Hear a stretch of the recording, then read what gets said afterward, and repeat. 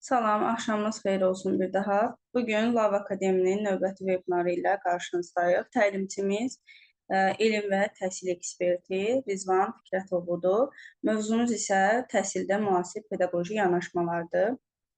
Sizdən xahişim odur ki, webinar boyunca səsi bağlı saxlayaq, təlimçimizə mane olmayaq və suallarınız olarsa chat bölməsinə yaza bilərsiniz.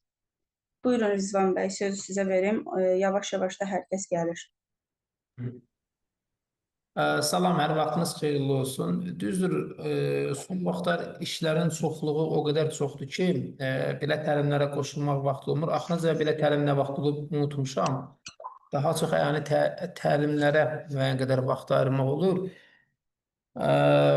Əslində mövzu çox maraqlı mövzudur, amma konseptual mövzudur. Biraz da elmi müzakirələrə səbəb olan mövzudur. Sadəcə maraqlıdır. 30 nəfər auditoriya var. Ümumiyyətlə 30 nəfər arasında nə qədər müəllimimiz var burada?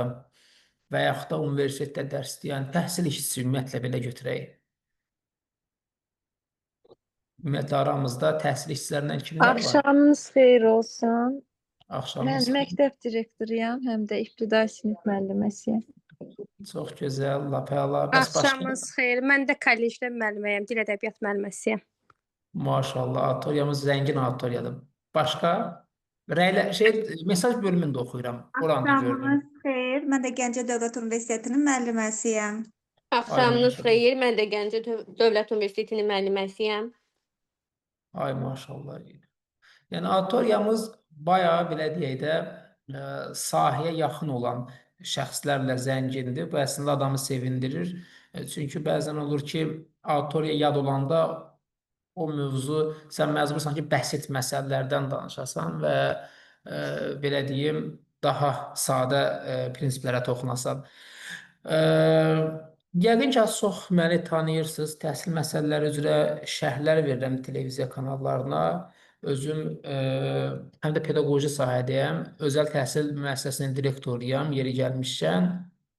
Müəyyən qədər təhsil belə bir mövzudur ki, hər evdə, hər ailədə belə deyək, müəyyən qədər payı var təhsilin. Kiminsə qohumu, kiminsə övladı, kiminsə yaxını təhsil alır. İstər-istəməz bu, belə deyək, təhsili daha cəlb edicidir və bizi ona daha da yaxınlaşdırır.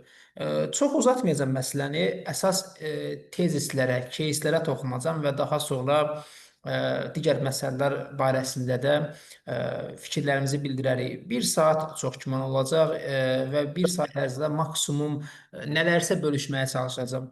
Düzdür, əslində təhsildə müasir pedaqoji yanaşmalar özü geniş spektrli mövzudur. Çünki burada təhsilin növləri ən əsas məsələdir. Orta təhsil, hətta biz orta təhsil də bölsək, ümumilikdə ümumi təhsil də bölsək, ibtidai təhsil, məktəbə qədər lap belə deyək, aşağı pillərə keçsək, məktəbə hazırlıq, ibtidai, ümumi təhsil, tam orta təhsil və daha yuxarı hissələrə qalsaq orta ixtisas təhsili, ali təhsilin də növləri var və hətta burada peşə təhsili də belə deyək 9-11 illikdən qəbul üçün peşə təhsili də var.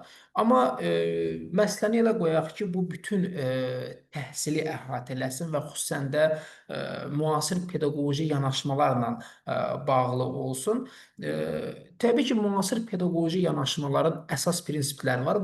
Burada müasir pedaqoji yanaşma deyərkən əlbəttə ki, ağla gələn müasir pedaqojikanın ənənəvi təhsildən fərqlənməsidir. Və bu da ona gətirib çıxarır ki, artıq müasir təhsil tələbə mərkəzli olmalıdır. Yəni, mərkəzdə şagird dayanmalıdır. Bir qədər əvvəl əgər biz mərkəzdə müəllimin dayandığını və yaxud da valideynin dayandığını görürdüksə, artıq biz burada tələbə mərkəzli təhsildən danışırıq. Eləcə də interaktiv və həyat bacarıqlarını inkişaf etdirən yanaşmaların önə çıxdığını görürük. Yəni, əsas mahiyyət budur. Ümumiyyətlə, tələbə mərkəzli yanaşma belə deyək, dünyanın inkişaf etmiş Sinqapurdur, Estoniyadır, Finlandiya təhsilində artıq bu çoxdan var. Burada əsas məsələ odur ki, təhsil prosesində şagird və yaxud da tələbə fəaliyyətin əsas mərkəzində dayanır. Artıq burada müəllim bilik daşıyıcısı olmur. Müəllim bilik daşıyıcısı rolundan çıxır, burada bələdçi roluna keçid edir. Daha da belə deyək, mənalı ifadə eləsək, müəllim artıq mentor olur. Təbii ki, mentor, müəllim, eləcə də təlimçi, bunların fərqləri çoxdur. Mentor odur ki, bir şəxsi A nöqtəsindən Z nöqtəsinə qədər apara bilir. Burada bu bələdçilik edir. Yəni burada əsas mərkəz tələbə olur. Belə desək, fasilitator rolunu oynayır, o terminlərlə ifadə eləsək. Yəni şagird burada artıq müstəqil özünü ifadə edə bilir, müstəqil düşünə bilir. Problemləri həll etməsinə təşviq olunur ki, problemi şagird özü öyrənsin. Məsələn, əvvəl deyirdilərsə 2 + 2 4 eləyir və yaxud da belə deyək, 2/2 1 eləyir. Artıq bir alma üzərindən göstərilir. Məsələn, almanın 2-yə bölünməsi, 4 yerə bölünməsi. Burada artıq şagird tənqidi yanaşmağa başlayır. Tələbə artıq düşüncə realizmi formalaşdırır. Ümumiyyətlə, müasir pedaqoji yanaşmada fəal öyrənmə prinsipi öndə dayanır. Burada artıq şagird passiv dinləyici deyil.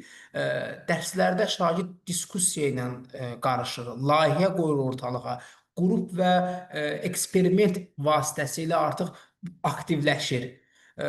Artıq belə deyək, müəllim bir növ müəllimi yönləndirməyi bacarır. Məsələn, belə deyək, riyaziyyat dərsində yalnız nümunələr həll eləmək yox, real həyatda tətbiq layihələri icra olunur. Məsələn, tutalım, əvvəlki şagirdlər necə deyir, trigonometriya mənim nəyimə lazımdır. Artıq bunu deyə bilmir. Çünki o artıq onu həyatda tətbiq eləməyə başlayır. Ona əvvəlki şagirdlərə elə gəlirdi trigonometriya onun nəyinə lazımdır. Müasir pedaqoji yanaşmada digər bir xüsusiyyət də problem əsasında öyrənmədir. Yəni problem qoyulur və bu problemin həlli istiqamətdə öyrənmədir. Yəni burada artıq şagird olsun, tələbə olsun, real həyatdan götürülmüş problemi həll etməyə çalışır. Və bu yanaşmada istər-istəməz analitik düşüncəni formalaşdırır, yaradıcı yanaşmaya aparıb çıxarır. Həmçinin burada qrup şəklində məsələnin həll olunması əməkdaşlıq bacarıqlarını inkişaf etdirir. Müasir pedaqoji yanaşmada diferensial yanaşma xüsusən tətbiq olunur. Yəni artıq hər şagirdin fərdi bacarığı, marağı və sürəti nəzərə alınır. Və bununla da artıq müəllim belə deyək, dərs planını universal şəkildə qura bilmir. Fərdi və qrup tələbələrinə uyğun dərsini qurmağa çalışır. Layihə əsaslı öyrənmə yəqin ki, bunu çox eşitmisiniz.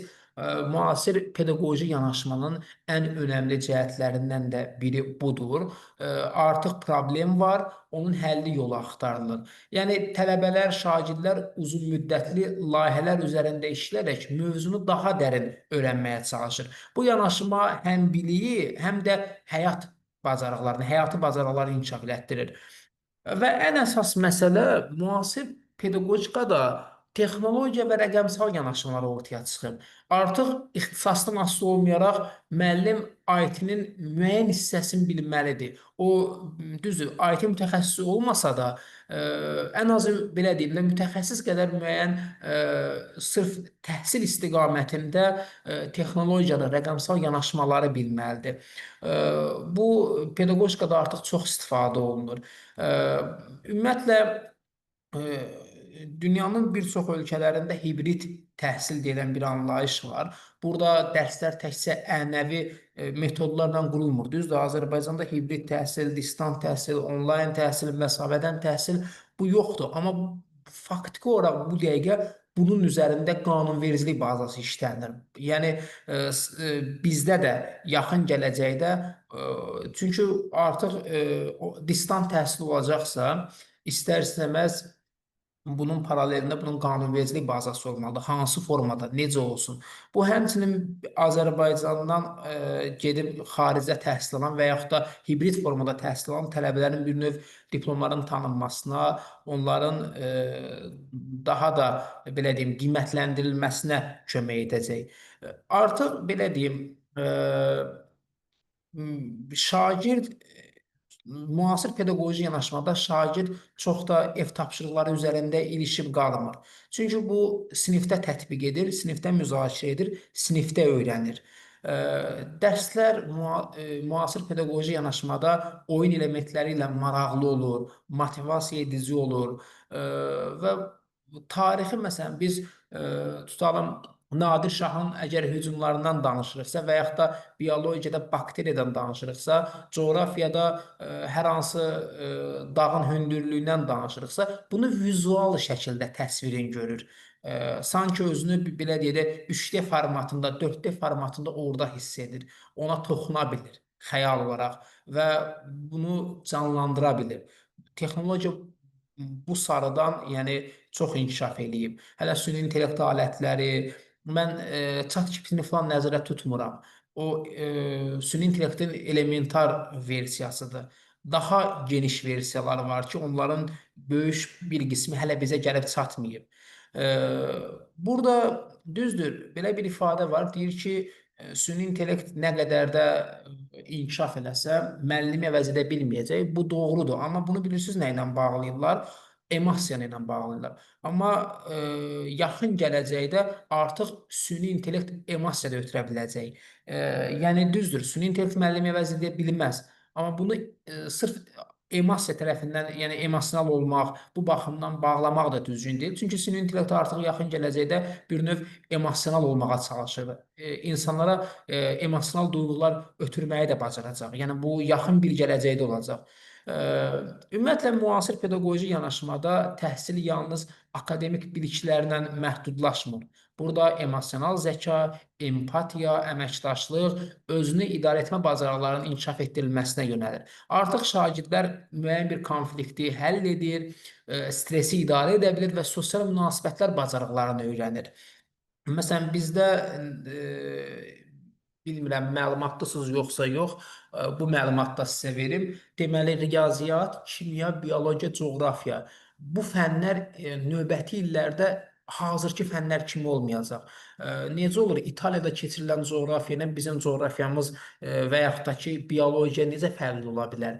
Yəni, beynəlxalq standartlar üzərindən dərslik hazırlanır və bu yeni dərsliklər yeni formatda təqdim olunacaq. Bu da istər-istəməz artıq beynəlxalq bilik fonduna şagirdlərin inteqrasiyasını yaxınlaşdıracaq. Qiymətləndirmə də çox önəmlidir təbii ki, çünki biz bəzən görürük ki, qiymətləndirmədə müəyyən problemlər olur. Qiymətləndirməyə də müasir yanaşmaları var. Məsələn, formativ qiymətləndirmədə şagirdlərin öyrənmə prosesində geri dönüş verə bilir. Səhvlərin dərhal düzəldə bilir. Qiymətləndirmə bu istiqamətdə qurula bilər və yaxud da şagird özünü qiymətləndirə bilər. Yəni, şagirdlər öz uğurlarını və inkişaf sahələrini özü qiymətləndirə bilməyi bacarmalıdır. Həmçinin portfel və layihə qiymətləndirilməsi var. Yəni, burada artıq şagirdin bilikləri yalnız testlə yox, real iş nümunəsi ilə ölçülür. Məsələn, bizdə mərkəzi imtahan var, dövlət imtahan mərkəzi var. O testlə şagirdin biliyini qiymətləndirir. Amma düşünürəm ki, yaxın gələcəkdə çox güman ki, bu belə olmayacaq. Yəni, şagirdi %100 dövlət imtahan mərkəzinin qiymətləndirilməsi yaxın gələcəkdə bu gözlənilmir. Dövlət imtahan mərkəzi mövcud olacaq. Amma bu tam şəkildə bütün qiymətləndirmə onun üzərində olmayacaq. Çünki məktəbin statusu artmalıdır. Yəni, düşünün bir anlıq, şagird 11-i qutarır, 11-ci sinifi. Ona 6-cı sinifdən, 7-ci sinifdən ağır həcmdə suallar salınır. Məsələn, yanaşma belə ola bilər ki, axı məktəbin nüfuzu düşür aşağı. Burada olmazmı 9-cu sinifə qədər şagirdin məktəbdə aldığı qiymətlər necə məsələn buraxılış blok bizdə 300-400 bölünməyib. Olmazmı 400 bala məktəb, məsələn və yaxud da 300 bala məktəb, yerdə qalan 400 bala artıq 10-11-ci sinifdən verdiyi imtahanlar təşkil etsin. Bu təbii ki, bir fərziyyədir. Yəni bu istiqamətdə müəyyən addımlar atıla bilər. Əslində müasir pedaqojikanın müəyyən məqsədləri var. O məqsədlər ən əsas məsələ dediyim kimi şagird mərkəzli olmalıdır və burada artıq şagird müstəqil və yaradıcı düşünməni təmin etməlidir. Həyat bacarıqlarıdır, əməkdaşlıq qabiliyyəti inkişaf eləməlidir, rəqəmsal savadlığı artmalıdır, fərdi belə deyim, fərqlilikləri nəzərə alınmalıdır və hər bir şagird bu istiqamətdə uğra yönəlməlidir. Daimi öyrənmə, inkişaf mədəniyyəti formalaşmalıdır. Əslində müasir pedaqoji yanaşmaların üstünlükləri nədir? Burada yenə də qazanan şagirddir. Şagirdin motivasiyası artmış olur. Təhsil daha interaktiv və əyləncəli olur. Analitik və kritik düşünmə bacarıqları inkişaf edir. Eləcə də həyata uyğun praktiki biliklər şagird əldə edir. Yəni o biliklər ki, onu həyatda tətbiq edə bilir, real təcrübədə onu görə bilir. Yəni müasir pedaqojika bu istiqamətdə özünü göstərməyə çalışır. Ümumiyyətlə, təbii ki, bunun paralelində müəyyən ixtisaslaşmalar da yaranır. Düzdür, bizdə STEM var, texnologiya fənni var, informatika fənni var, amma yaxın gələcəkdə bəlkə də bu 1 ildən sonramı, 2 ildən sonramı olacaq, yeni fənn düşünülür ki, orta məktəblərə tədris olunsun. Məsələn, biz adətən texnologiyanı nə ilə məhdudlaşdırırıq? Yəni, Lord desək, rəndədən istifadə qabiliyyəti, mismar, çəkic, adətən bu ağla gəlir. Və bu normaldır təbii ki. İnformatikada müəyyən qədər bizə nəzəri biliklər ötürür. Amma bugün məktəblərin kompüterləşməsi, eləcə də texnologiya ilə müasir avadanlıqla təmin olunması istər-istəməz IT biliklərini öyrənmək üçün yeni bir fənnə ehtiyac yaranır və bu fənn yaxın gələcəkdə, yaxın bir neçə ildə Azərbaycanda orta məktəblərə tətbiqi gözlənilir. Düzdür, STEM layihəsi var, müəyyən fənnləri birləşdirir, amma bu o deyil. Yəni bizim dediyimiz daha çox burada müasir IT, texnologiya bacarıqlarını öyrədən fənnin və praktiki fənnin öyrənməsinə ehtiyac var. Bu yaxında saytların biri bir sual göndərmişdi mənə, bəs musiqi və texnologiya fənlərinin keçirilməsi nə qədər vacibdir və yaxud da ki, deməli, STEAM-ın SAF 25, 2025-də cənab nazir belə bir fikir bildirmişdi ki, bəs xüsusən də rayonlarda, ucqar məktəblərdə texnologiya, musiqi müəllimləri sardan müəyyən qədər sıxıntı var, əziyyət çəkilir.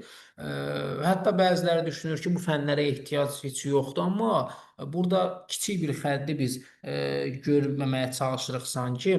Ümumiyyətlə, musiqi duyumu olmayan, müəyyən qədər musiqi ritmi olmayan, texnoloji bacarığı olmayan şagirdin qavraması çox zəif olur.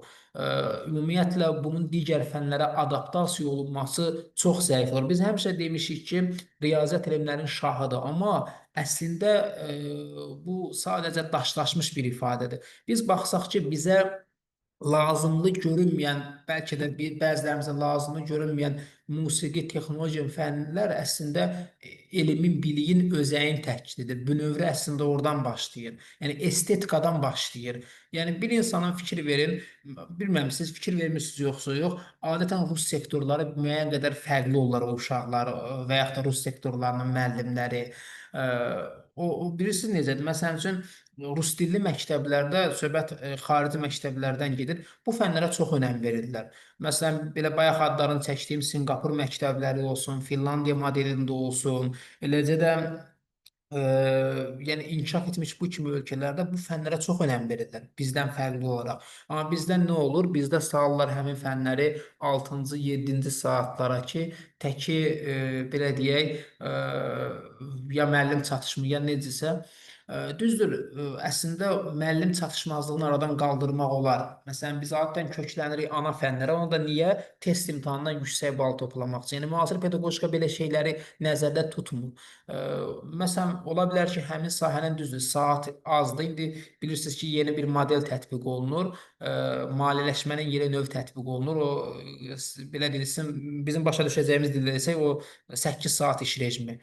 Orada artıq yəqin ki, bu problemlər aradan qalxacaq. Elə bu daha çox o müəllimlərə sərf eləyə bilər ki, orada artıq dərs saatına görə yox, düzdür, dərs saatı nəzərə alınacaq orada.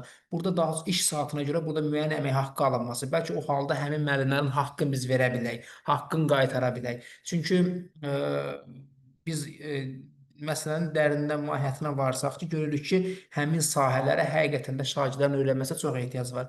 Yəni, yəqin ki, düşünmüsünüz və yaxud da özünüzün başınıza gəlib, biz uşaq vaxtı olanda bizə şeir əzbərlətdirirdilər.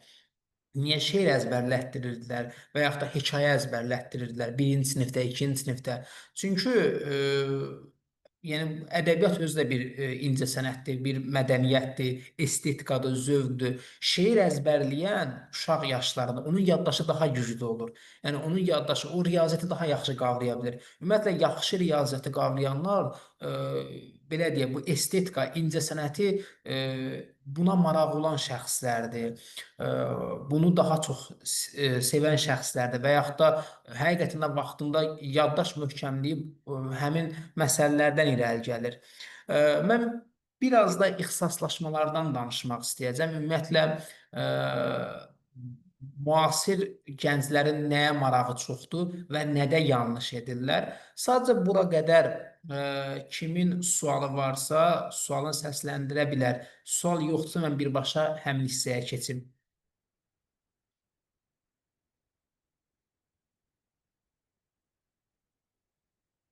Hı -hı.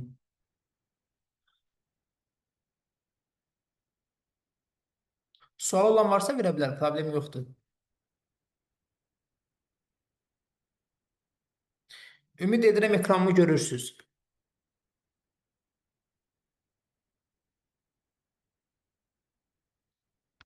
Ekranı görə bilirsiniz? Bəli. Hə. Bəli, görürük.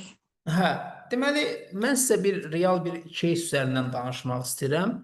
Deməli, bu ixtisas seçimi müəyyən nəticələrini sizlə bölüşəcəm və burada mövzumuza düzdür, tam birbaşa bağlılığı yoxdur, amma mən ixtisas seçim etdiyim şəxslərin statistikasını aparmışam. Gənclərin daha çox nəyə marağı var? Ümumiyyətlə, insanlar hansı tip ixtisasları seçirlər? Biraz ixtisaslaşmalardan danışacağam. Yəni, bizə hansı ixtisaslar əslində lazımdır? Adətən məndən soruşurlar ki, hansı ixtisas seçsəm uğur qazanar? Mən əslində bəsit bir cavab verirəm. Deyirəm ki, bəs siz iş elanları saytına girin və yaxud da ki, deməli, e-sosialda əmək və əhalinin vakansiyaları verirlər onlar. Orada baxın görün ən çox hansı vakansiyalara ehtiyac var və ona uyğun çalışın yetişməyə başlayın. Bu magistr seçimidir. Gördüyünüz kimi ekranda qarşıda olan bu rəqəmlər abituriyentlərin seçdiyi, yəni saydı. Məsələn, Bakı Mühəndisi Universiteti 3 nəfər seçib, minimum bal bu qədər, maksimum bal 65-dir. Dövlət sifarişə düşənin sayıdır bu, ödənişli düşənin sayıdır bu. Baxın, əgər 16 nəfər, belə deyim, magistraturaya sənəd verirsə, onların daha çoxu texnologiya yönümlü gedirlər. Hətta, məsələn, mən nəyi müşahidə edirəm? Düzdür, indi burada müəyyən qədər mənim də təsirim olub. Məsələn, mən daha çox bu universiteti tövsiyə eləmişəm və yaxud da şəxs ora ola bilsin, yaxın yaşayıb və yaxud da öz istəyinə, amma nəticə bunu göstərir. Nəticə onu göstərir ki, bakalavrda məsələn, şəxs filologiyanı qurtarıb, amma sonradan o texnologiya meyl edir. Texnologiya dediyim IT üzrədir, kommunikasiyadır, robotexnikadır, radiotexnikadır, bu kimi süni intellekt istiqamətidir. Özü də gördüyünüz kimi 16 nəfərin 3-ü magistratura seçim elətdiribsə, bunun 3 nəfəri Bakı Mühəndislik Universitetini seçib. Və elə ən maksimum bal da Bakı Mühəndislik Universitetindədir. Söhbət mənim seçim etdiyim və bunların da ikisi oğlandır. Say olaraq ikisi oğlandır. Amma fikir verin, tutalım bu siyahıda özəl universitetlərdən Xəzər Universitetini də biz görürük. Xəzər Universiteti təhsil səviyyəsinə görə bu universitetə maraq var. Baxmayaraq Xəzər Universitetində ödənişlər kəllə çarxdır. Yəni çox yüksəkdir. 4000, 3500, 4500 ödənişlər var, amma Bakı mühəndislikdə bu ödənişlər 1700-2000 manatdır. Amma Xəzər Universiteti belə yazanlar var.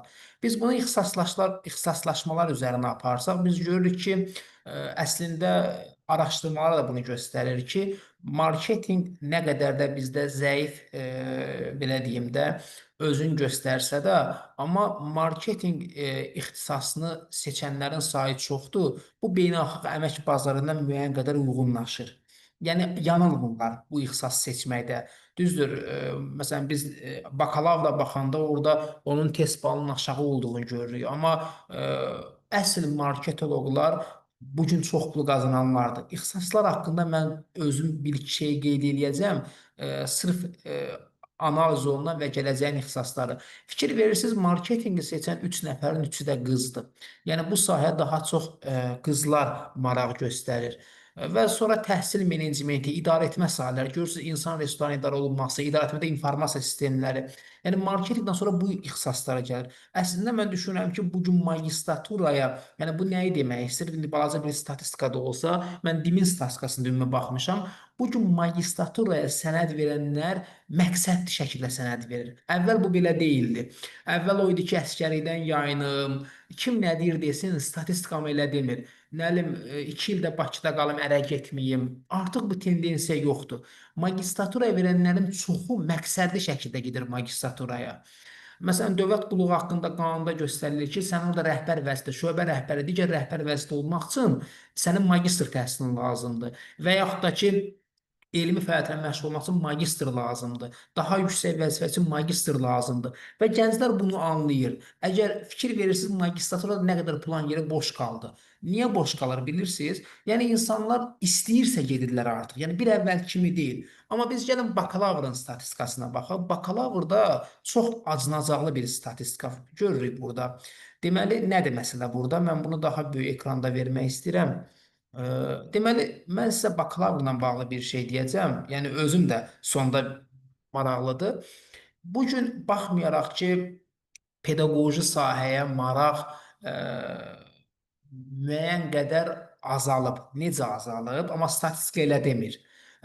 Bu gün sertifikasiya imtahanı, nə bilim, nə, pedaqoji sahəyə maraq azalıb.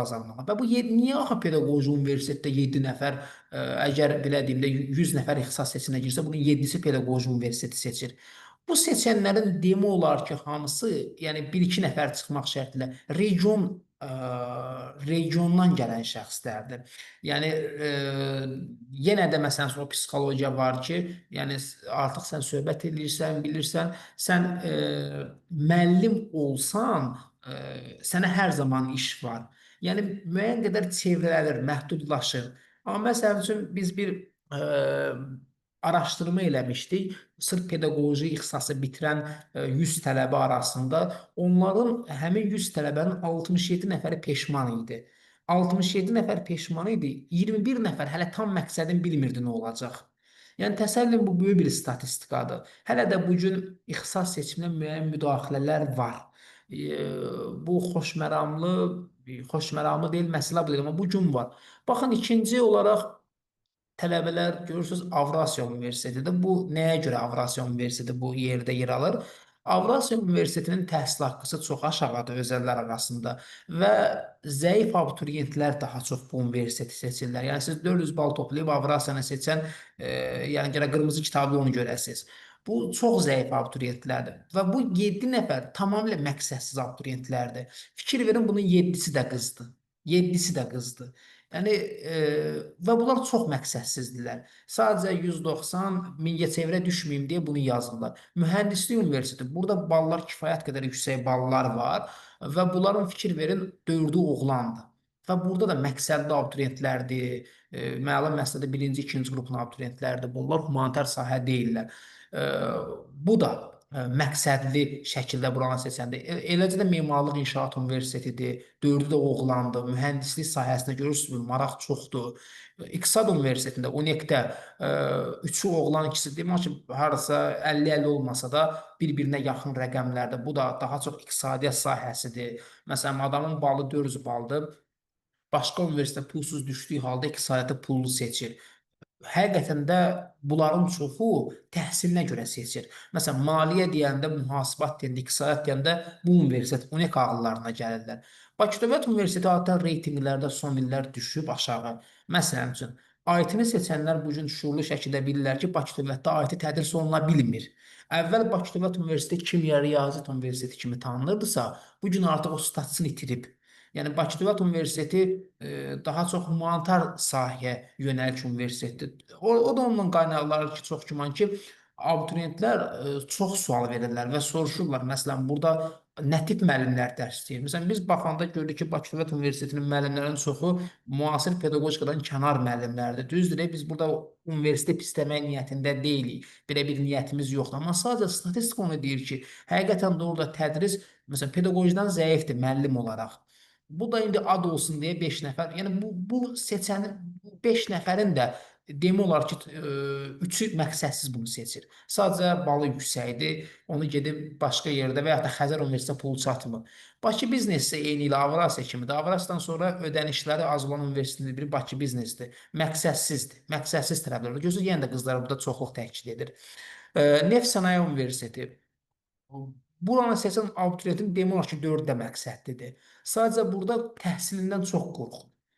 Yəni burada bu təhsilə davam gətirməyindən, oxuya bilməyindən qorxur deyə çoxu buradan yayınır. Məsələn, onun yerinə Bakı Dövləti yazır. Buranın balı da heç də aşağı deyil. Eləcə də Slavyan Universitetidir. Bu da belə deyində o qədər də maraq kəsb eləmir tələbələr arasında. Dillər Universiteti düzdür, Slavyan Universitetindən daha çox maraq kəsb edir, amma siz ballara da baxanda biz balda da bunu görürük ki, hə, daha yüksək ballar Slavyandansa Dillər Universitetini yazır. Və digər universitetlər yararlı. Fikir versiniz, burada region universitetlərin sayı olduqca azdır. Region universitetlərində təhsil nə qədər yaxşı olsa da, tələbələr region məsələsinə görə bunlardan yayınırlar. Sadəcə Bakıda oxumaq istəyirlər. Gəldik bura ixtisaslar məsələsinə. Fikir verin, burada hansı ixtisaslara maraq daha çoxdur? Yenə də marketinq. Düzdür, burada seçilən marketinq bakalavrlara aiddir. Biz bayaq magistrdan danışırdıq. Burada seçilən marketinq məqsədsiz marketinqdir. Yəni balının az olması, heç olmasa marketinqə düşün prinsipi iləndir. Yəni normal bal yığan abituriyent marketinq balı 150 ballıq siyahıya daxil olur ki, bunu seçmir. Bu məqsədsiz seçir. Yəni bunların mütəxəssis olmağı çox sual altındadır. Magistrdan fərqli olaraq. Və yaxud da ki, burada fikir verin, 196-dan başlayır bal, ən çox yığanın balı 238-dir. Görürsünüz, yəni siz burada 600 bal görə bilmirsiniz. Ən çox bal yığan 238 ilə marketinqi yazır. Və bunun da yenə də çoxu qızlardır. Son vaxtlar biz görürük ki, qızlar arasında yəni məqsədsizlik seçim bunu deyir. Daha çoxalıb təəssüf ki, amma əvvəl, məsələn, 2 il əvvəl, 3 il əvvəlin statistikasını qoyanda bu belə deyildi. Məqsədsiz formada seçilən ixtisasdır. Sonra ikinci yerdə ingilis dili müəllimliyidir. Tam məqsədli seçilən ixtisasdır. Adamın konkret, yəni bu 5 nəfərin 5-i də ingilis dili müəllimliyi istəyib gəlib. Ən minimum bal 411, ən maksimum bal 575. Və burada 5-i də qızdır. Və bu qızların 5-i də məqsədli olaraq bunu bilərəkdən bunu seçir. Yəni istəyərəkdən bunu seçir. Memarlıq ixtisasıdır. Demək olar ki, memarlığı seçənlər də tam olaraq istəyib seçirlər. Çünki son vaxtlar dizayn, memarlığa maraq çoxalıb. İqtisadiyyat da məqsədli seçirlər.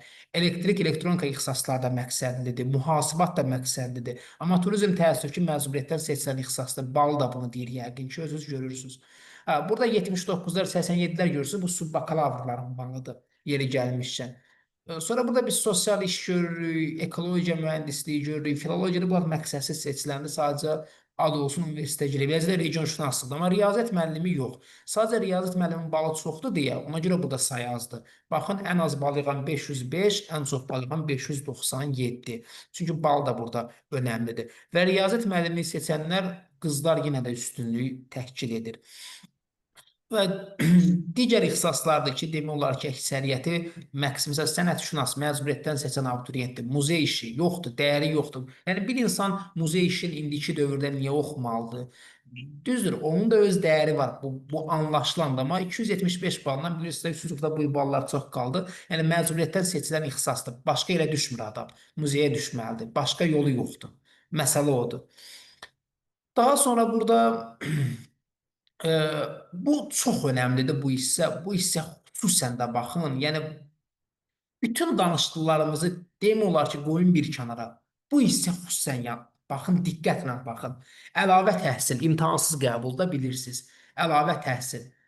Bu gün bu abituriyentlər kimlərdir? Adamın 40 yaşı var, 50 yaşı var, ən minimumun 23 yaşı, 22 yaşı var ki, ali məktəbi qurtarıb bu adam. Amma peşmandır. Ya bu sahəni istəyir, ya bu tam məqsədlidir. Məsələn, tutalım, biz burada nəyi görürük? Yəni, ali təhsili qutaranlar hüquqşünas psixoloq olmaq istəyir. Yəni, tamamilə konsepsiyasını dəyişir. Hüquqşünas psixoloq olmaq istəyir və yaxud da adam mühasibə sahəsində özünə iş tapıb və mühasibat olmaq istəyir. Əlavə təhsildə bu istiqamətdə böyük axım var, ixtisasından asılı olmayaraq. Kolleclərlə bağlı bir kiçik məsələlərə diqqətə çatdırım. 9 illik bazadan görürsünüz yenə də baxın, rabitə, nəqliyyat, bu yöndə abituriyentlərin çox marağı var. Yenə də qızlar, oğlanlar bərabərdir. Yəni, qızlar belə rabitəyə yönümlüdür bu kimi ixtisaslara. Və burada ixtisaslar üzərindən biz danışsaq, yenə də marketinq. Amma bu da məqsədli marketinqdir, onu da sizə deyim.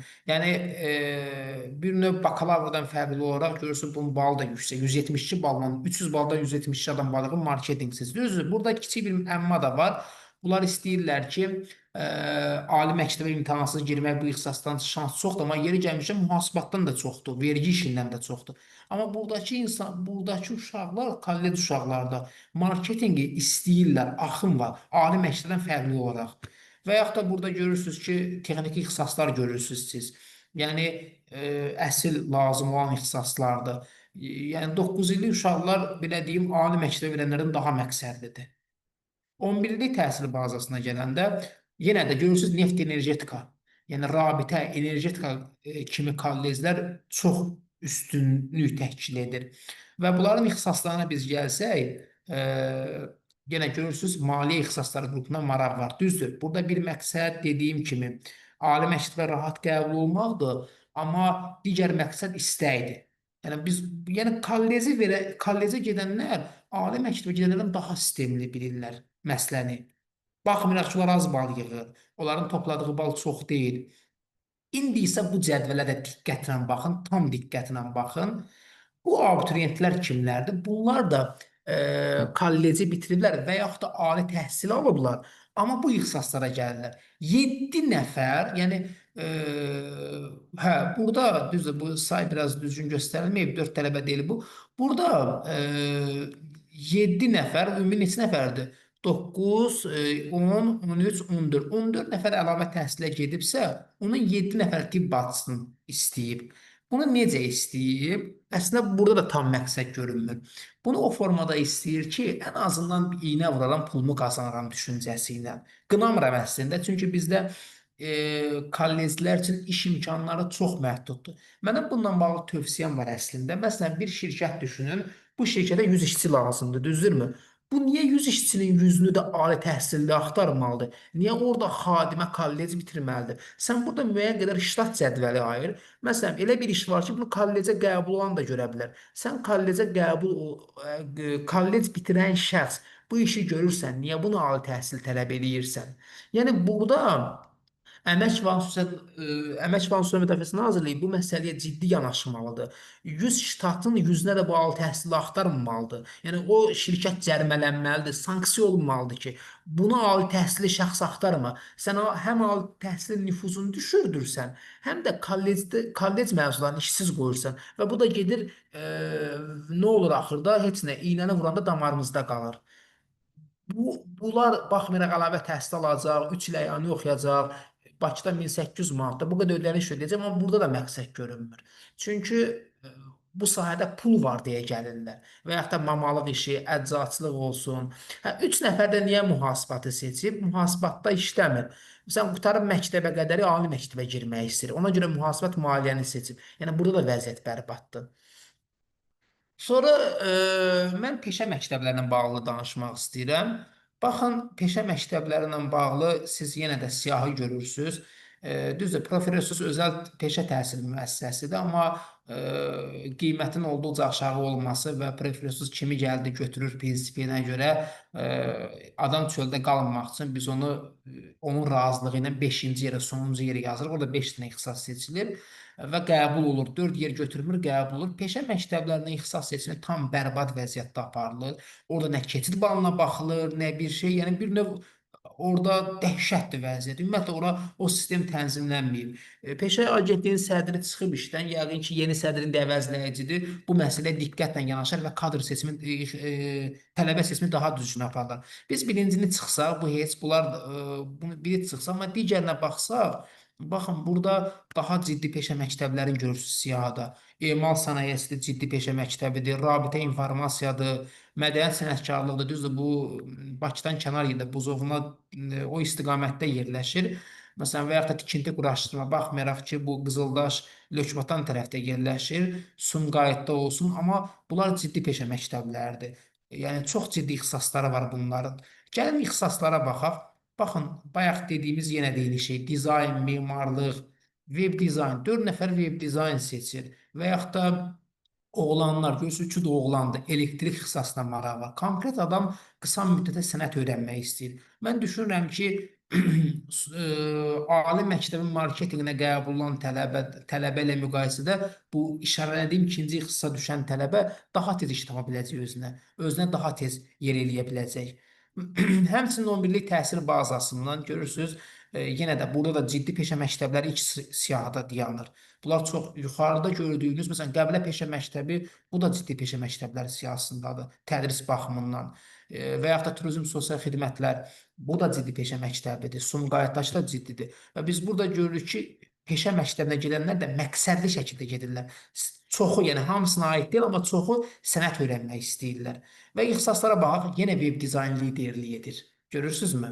İnteryer dizayn, yenə elektrik avadan. Bu ixtisaslar liderliyi edir. Qrafik dizayn, elektronika.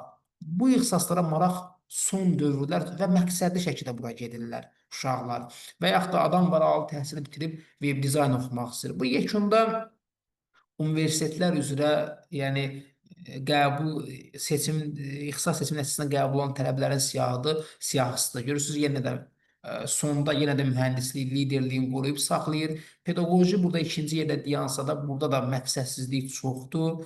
Təzyiqlər, xüsusən də bu universitetə qəbul üçün təzyiqlər var.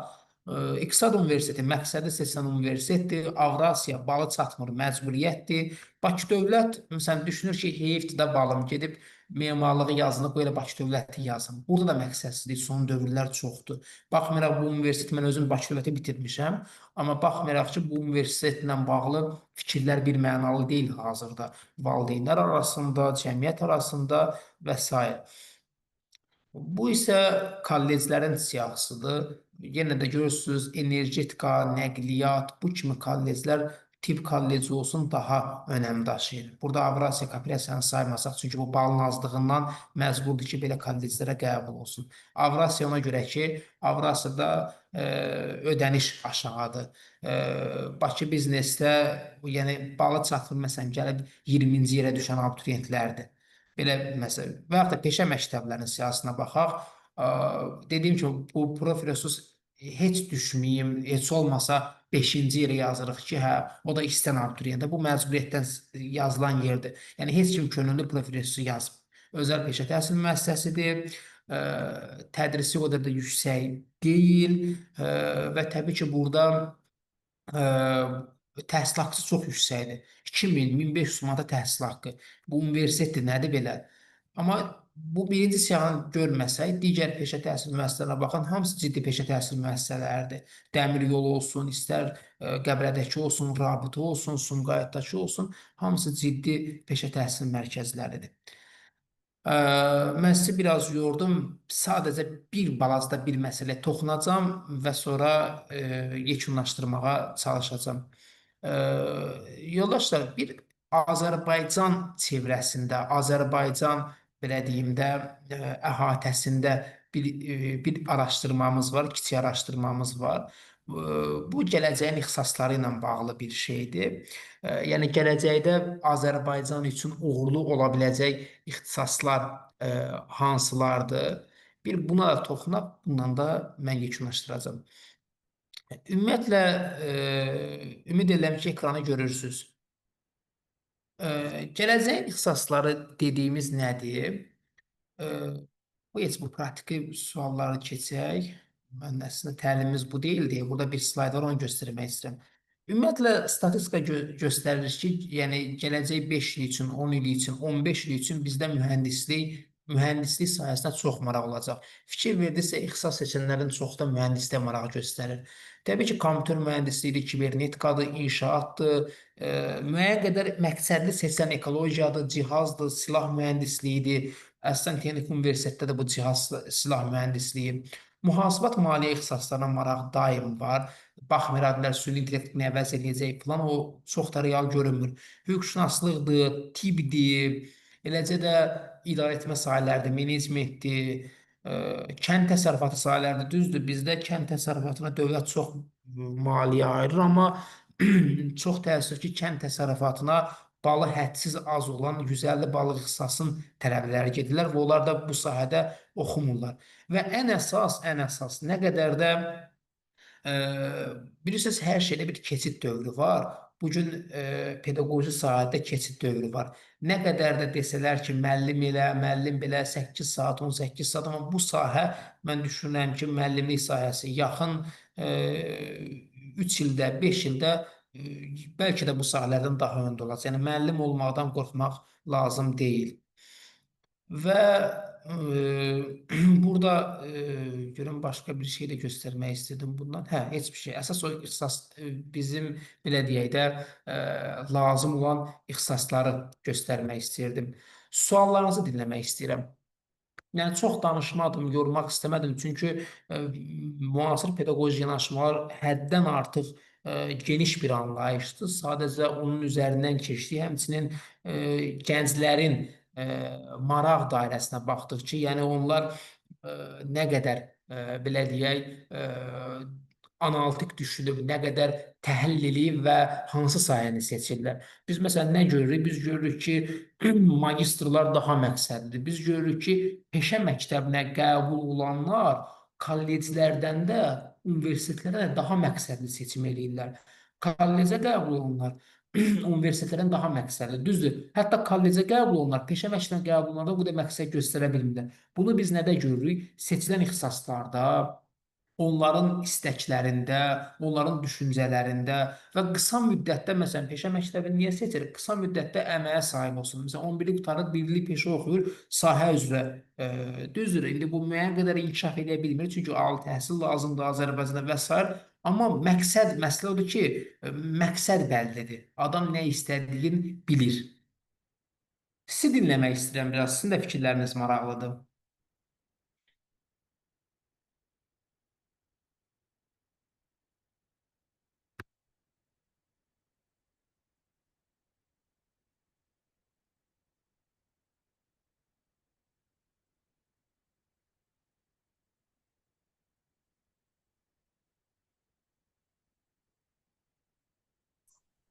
Salam, axşamınız xeyir. Hər vaxtınız xeyirli olsun. Mənə bu hüquqla bağlı maraqlıdır ki, gələcəkdə bununla bağlı məsələn seçsəm, nə kimi mənə xeyir olar? Ümumiyyətlə, məsəl üçün, biz sırf ölkə Azərbaycan əhatəsindən danışırıqsa, yəni hüquq həmişə aktiv sahədir. Çünki hüquqla bağlı vakanslar hədsiz çoxdur. Bütün hüquq mühafizə orqanları, yəni polisindən tutmuş, məhkəməsindən tutmuş, vəkillər kollegiyası, prokurorluq, eləcə dövlət orqanlarının hamısında hüquqşünas ştatları var. Yəni bu baxımdan hüquq olduqca prestijli sahədir. Yəni seçməyə dəyər. Yəni onun üçün 600+ bal toplayıb yazmağa dəyər. İxtisasın aktivliyi çoxdur. Çoxdur. Suallarınızı dinləmək istəyirəm, verə bilərsiniz.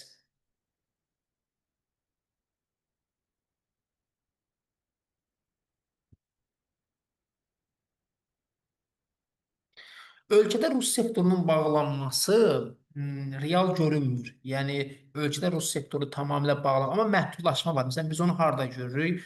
Məsələn, son 5 ilin plan yerlərini müqayisə edəndə biz görürük ki, belə deyim də, görürük ki, rus sektorunda plan yeri xeyli azalıb və hətta valideynlər artıq məcburiyyətdən uşaqlarını az sektoruna keçirirlər. Normalda rus sektoruna belə deyək də keçid məsələsi və yaxud da rus sektorundan az sektoruna keçid məsələsi bu şəxsi təşəbbüsdən irəli gəlsə də, amma şərait elə bir formada qurulub ki, valideynlər özü də artıq rus sektorunu oxutmaq istəyirlər. Çünki onun ali məktəbi, digər məsələləri rus sektoru üçün savadlı repetitor tapmaq, müəllim tapmaq çox çətin olduğuna görə də yəni məhdudlaşıb. Mən düşünmürəm tam ləğv olsun, amma məhdudlaşıb, çox məhdudlaşıb. Rizvan bəy, sual verə bilərəm? Əlbəttə. Təşəkkür edirəm. Rizvan bəy, həm rus bölməsi, həm də hüquqşünas kimi, yəni birinci təhsilim hüquqşünaslıq olub, amma kollec, yəni kiçik mütəxəssis kimi. Bunu necə inkişaf eləmək olar, əgər bir il stajım olubsa? Hal-hazırda pedaqoji universitetdə tələbəyəm, 43 yaşım var. Hansı ixtisasda oxuyursunuz pedaqoji universitetdə? Xüsusi pedaqogika, loqoped, defektoloq. Hə, siz test balıyla girmisiniz. Test bal toplayıb Bəli, girmisiniz. Abituriyent bəli, kimi testə girib girmisiniz. bəli. Ümumiyyətlə hüquq sahəsi çox spesifik sahədir. Əvvəllər kolleclərdə bu var idi. Yəni çox əvvəllər bu var idi. Harca 10 il əvvəllər belə deyək. Yəni yaxın gələcəkdə ləğv olunmayıb, çoxdan ləğv olunub bu ixtisas kolleclərdə. Və təbii ki, subbakalavr kimi oradan girmək qeyri-mümkündür. Çünki birinci test balı yığanlar yerləşir sonra. Amma hüquq sahəsi spesifik sahəsi. Təbii ki, siz bu kollec diplomu ilə hüquq olaraq uğur əldə edə bilməyəcəksiniz. Yəni siz əslində defektoloq olaraq daha uğur əldə edə bilərsiniz, nəinki bu sahədə. Çünki fikir verin, Azərbaycanda uşaqlarda yəni çox qeyri-adi problemlər yaranır. Yox, əgər siz sırf hüquqşünas kimi yetişmək istəyirsinizsə, pedaqoji Hüquqşünas kimi universitetini heç bir şey əldə edə bilməmişəm bu günə qədər düzü də.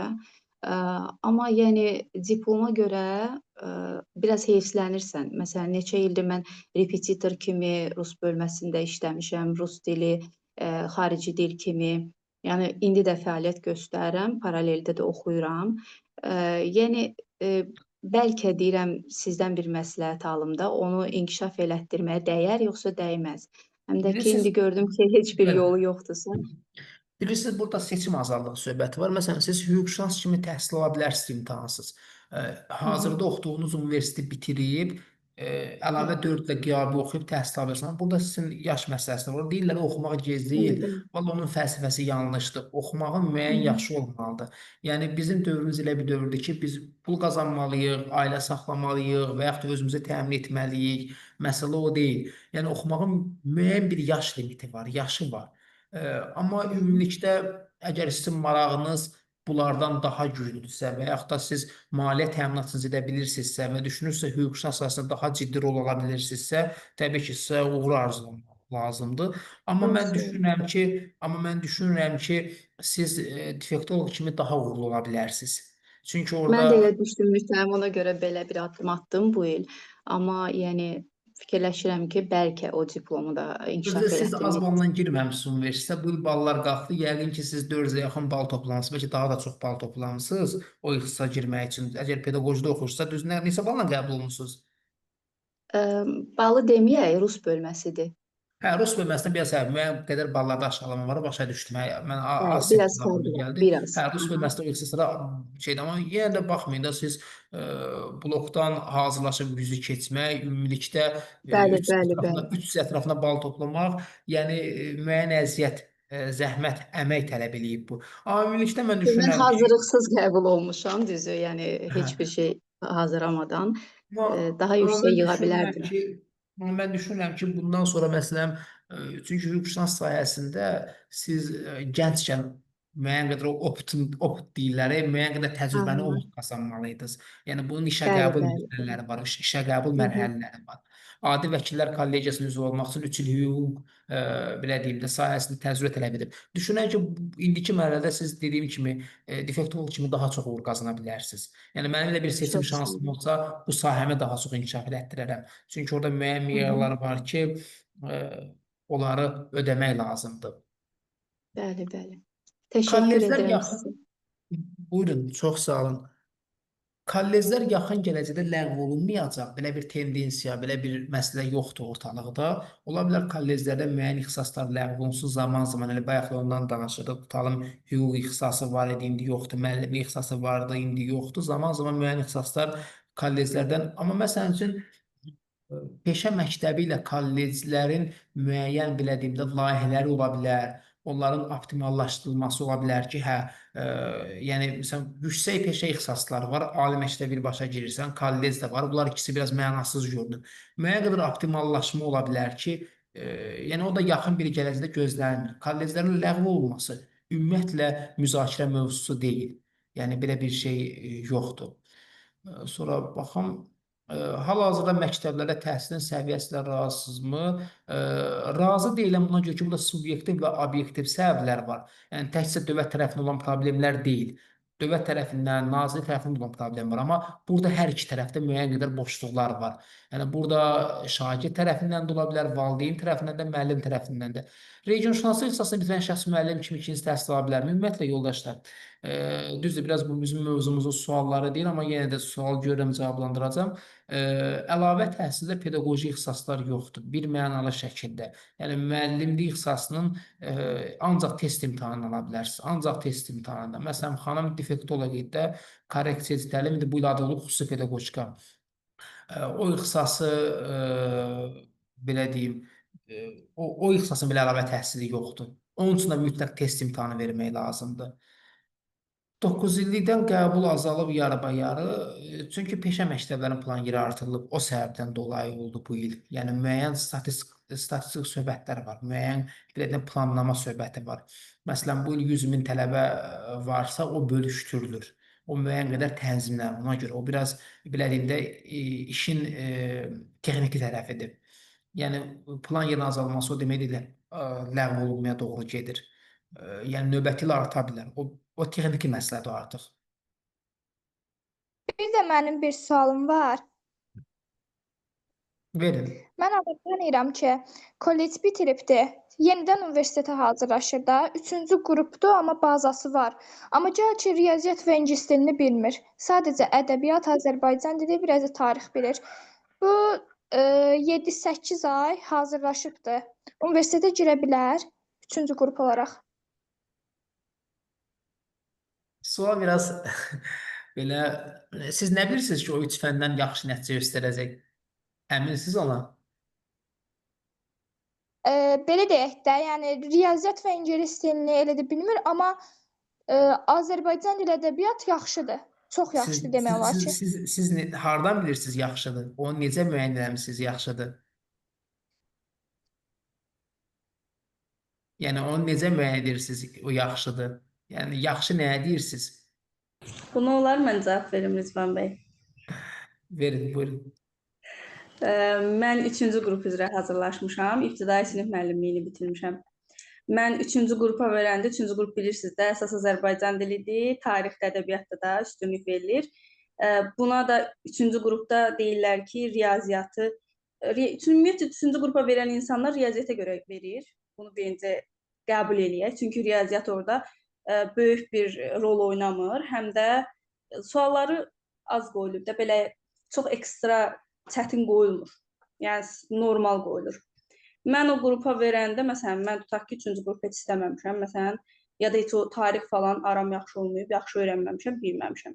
Amma bu o demək deyil ki, mən ora qəbul olmayacam. Ya da qıraqdan kimsə mənə deyə bilməz ki, sən ora qəbul olsan, yoxsa qəbul olmayasan. Bu çox bir, belə deyim də, absurd bir fikirdir. Yəni onu heç kim deyə bilməz ki, sən qəbul olacaqsan, yoxsa olmayacaqsan.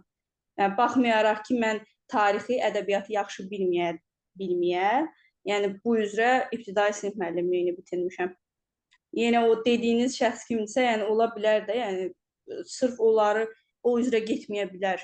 Yəni başqasından çox bal yığacaq. Birini, ikisini yaxşı bilməyəcək, üçünü ki yaxşı bilir. Belə bir şey var. Ümumiyyətlə mən sizə bir söz deyim. Mən bir fəndən ali məktəbə qəbul olan görmüşəm. Bir fəndən nəticəsi ilə. Qalanları sıfır. Məsəl üçün bu il var da qarşıma çıxmışdı. Deməli, Bullok riyaziyyat fənninin sayəsində tək ali məktəbə girmişdi adam. Birinci ixtisas qrupunda. Bir fəndən. Riyaziyyat tamam hamısı yəni 0-0 da, yəni maksimum yazmışdı. Bir fəndən qalanları birindən 3 baldı, birindən 2 baldı. Heç nədə, heç vaxt çatdıra bilməmişdi. Bilirsiniz, bu şəxsin özündən asılıdır. Onun bilik səviyyəsindən asılıdır. Məsələn, orada 3 fən var da, o yerdə qalan 3 fən 500 bal eləyir. Adam məsəl üçün o 500 balın 100-ünü də toplaya bilər, 400-ünü də toplaya bilər. Yəni bu özündən asılıdır. Üçüncü qrupda digər qruplar nisbətən biraz ballar yüksəkdir. Çünki humanitar sahədir və burada axın çoxdur, plan yeri azdır. Bu şəxsin özündən asılıdır. Özündən asılı olan bir prosedurdur. Yəni öz biliyindən asılı olan bir şeydir.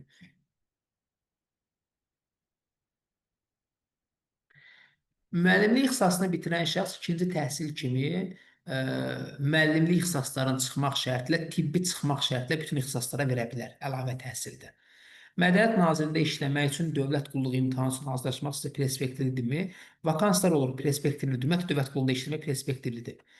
Sizin qızınız riyaziyyat heç cüründə bilmir, belə başa düşdüm ki, hansısa fəndən sırrı olsa belə harasa qəbul ola bilər. Əlbəttə ki, qəbul ola bilər. Problem yoxdur. Belə, əgər suallar varsa, ünvanlayın. Yoxdursa, məncə yekunlaşdıraq. Əgər yoxdursa, suallar varsa, buyurun.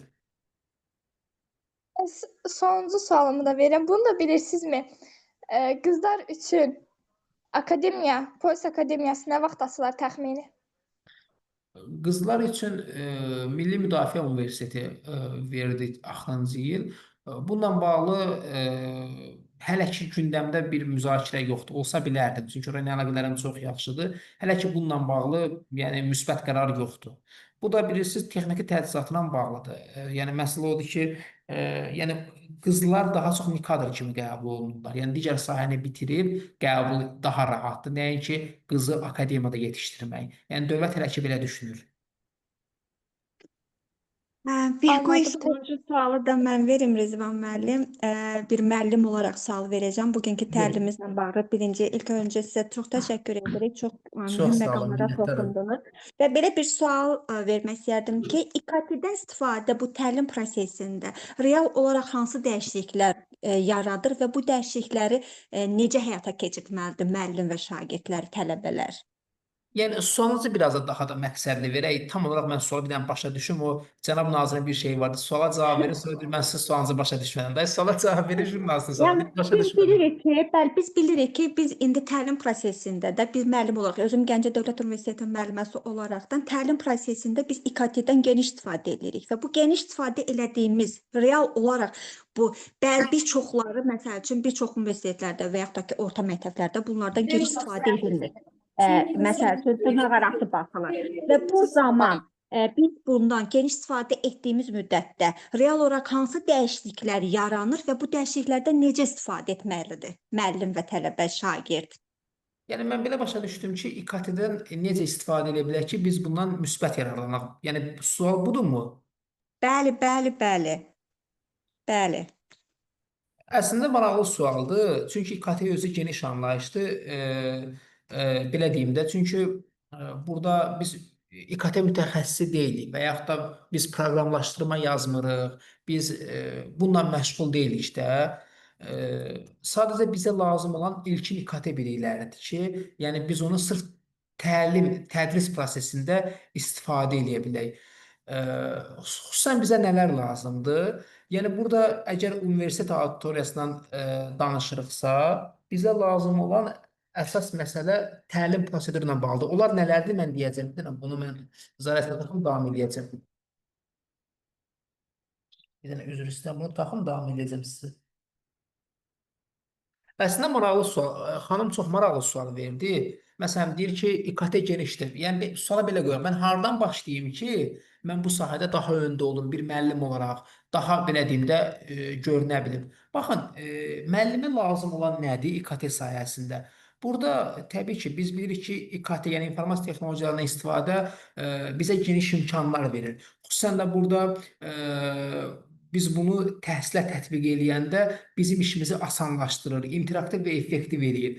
Burada əsas nələrdən? Məsələn, bizə lazımdır multimedia vasitələri ilə nəyisə çatdırmaq.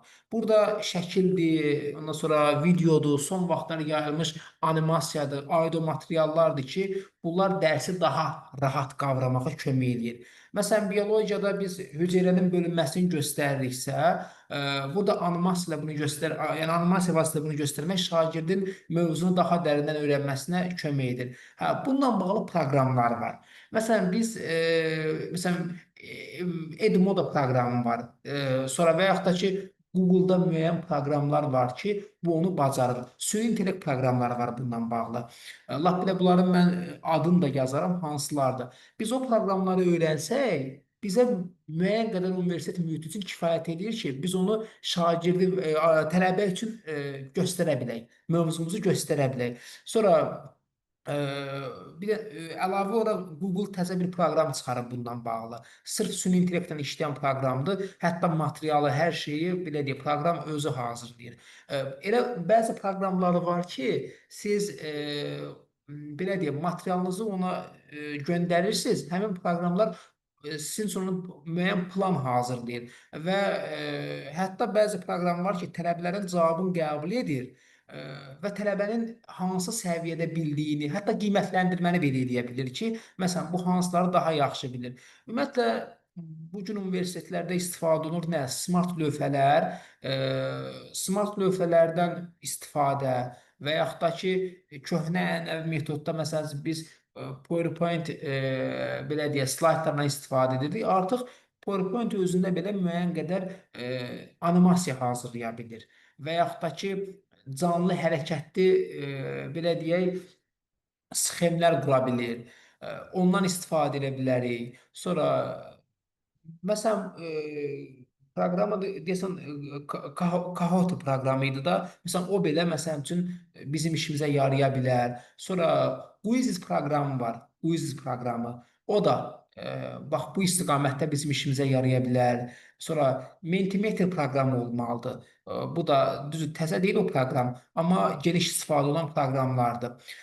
Tutalım, biz virtual laboratoriyalar yaratmaq istəyirik, simulyasiyalar etmək istəyirik. Kimyadır, fizikadır, biologiyadır. Bu kimi dərslərə təhlükəsiz şəkildə təcrübə apara bilərik. Yəni, biz onu virtual laboratoriyada, təbii ki, bu virtualdır. Burada bir qorxusu yoxdur. Sonra, burada əlavə olaraq rəqəmsal resurslardan istifadə edə bilərik. Məsələn, elektron dərslər, elektron kitab, video dərslər və s. Həmçinin hibrid, məsələn, biz adi Zoom-un və yaxud da ki, Google Meet-in məsələn üçün özünün belə deyim, müəyyən qədər kömək alətləri çoxdur bizə bu istiqamətdə. Ümumiyyətlə, belə deyək də, İKT-də xüsusən də daha çox bu dəqiqə İKT üzərində dəqiq elmlərin inkişafı istiqamətlidir.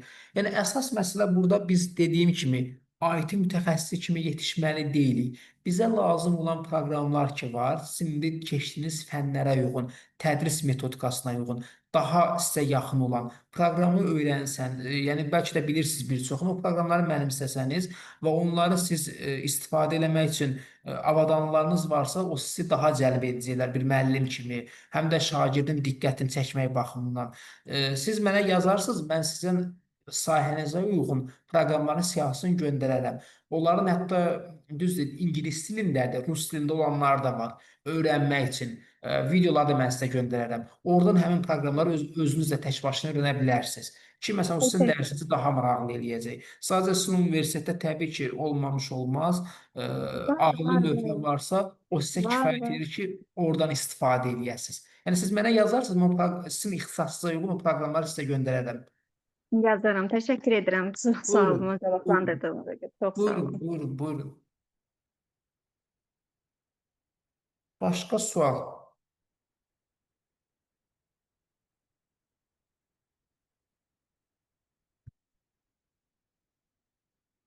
Əgər başqa sualınız yoxdursa,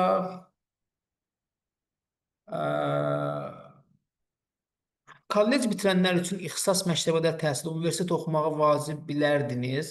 Məqsəddən asılıdır bu. Bilirsiniz, universitet birinci məqsəd olmalıdır. Məqsəd aydın olmalıdır ki, siz nə istəyirsiniz.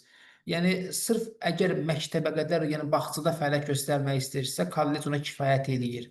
Ali təhsilin heç zaman ziyanı yoxdur. Ali təhsil sizə qapılar açır.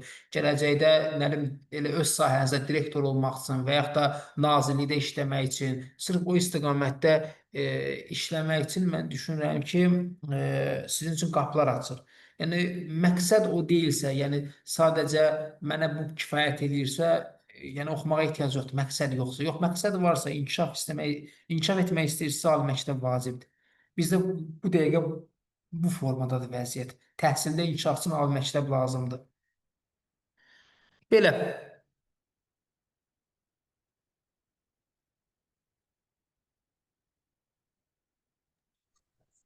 Əgər heç bir sual yoxdursa, istəyirsiniz bitirək. Rizvan müəllim salam. Axşamınız xeyir Lalə xanım. Axşamınız Salam, hər vaxtınız xeyir. Səsim gəlir. bəli. Gəlir. Mənim sualım var, amma e, danışa bilmədiyim üçün, yəni münasib olmadığı üçün uyğun deyil deyə evdə, yəni başqa yerdən qoşulmuşam. Sadəcə onu demək istəyirəm, təşəkkür edirəm təlim üçün. Biraz gec qoşuldum. Nə vaxtı gözləyirdim, paylaşırdım Lalə xanım. Çox gözləyirdim ki, Rizvan müəllimlə bu tədbirə qoşulaq biz də. Mən indi gördüm. Əksinə elə bilirdim ki, səhər olacaq, sabah olacaq. Çox sağ olun. təşəkkür Zəhmət edirəm. olmasa tez-tez eləyin Rizvan müəllimi dəvət edin inşallah. Çox sağ Biz olun. də təşəkkür qoşulaq. edirəm. İnşallah əyani təlimdə keçirərsiniz yəqin Lalə xanım. Biz də qoşularıq, amma çox xahiş edirik biz biraz rayonda olan insanları da başa düşərsiniz yəqin ki, 6 bazar günləri keçirəsiniz təlimlərimizdə olarmı Lalə xanım? Biz də qoşula bilək. Əyani üçün, yəni əyani təlimlərimiz üçün.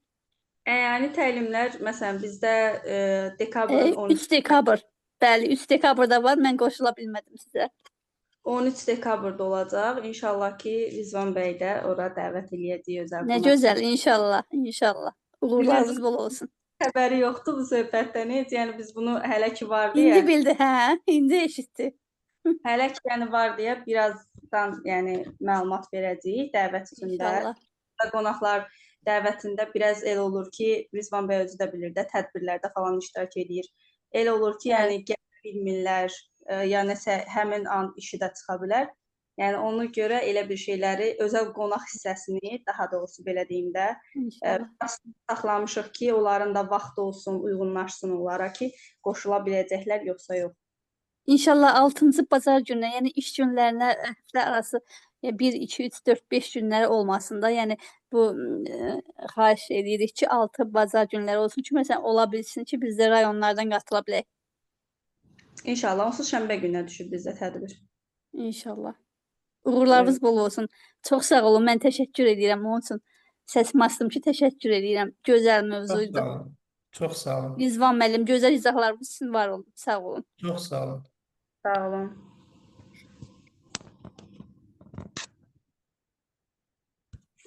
Baxdım, heç kimin deyəsən başqa sualı yoxdur. İstəyirsiniz Rizvan bəy bitirək. Təşəkkür edirəm mən də bugünkü gün bizə vaxt ayırdığınız üçün.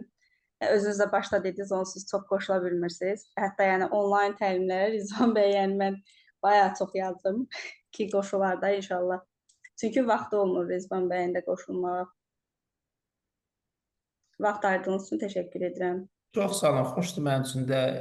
Yəni burada dediyim kimi mən belə baxdım əksəriyyəti təhsil işçilərdir.